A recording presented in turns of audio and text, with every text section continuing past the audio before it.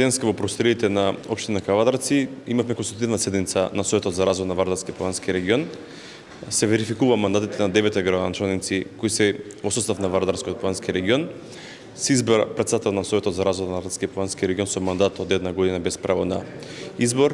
Донесовме уште неколку одлуки заради тоа што согласно новиот закон за равномерен регионален развој по Советот учествуваат и представници од невладиниот и од приватниот сектор.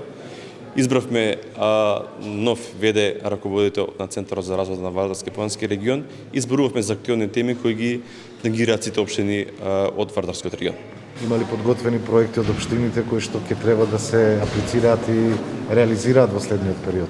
Има веќе неколку проекти кои се аплицирани. Очекувам наредна недела тие проекти да имаат и завршница, поточно да имаат одлука на влада, тоа е согласно програмата за равномерен регионален развој преку Министерството за локална самоуправа и очекувам некаде во првата половина на 2022 година да се реализираат тие проекти.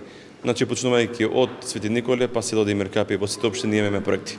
Вие сте избран за председател на Советот на Вардарски планински, да очекуваат ли граѓаните дека рамномерно ќе се делат средства за општините?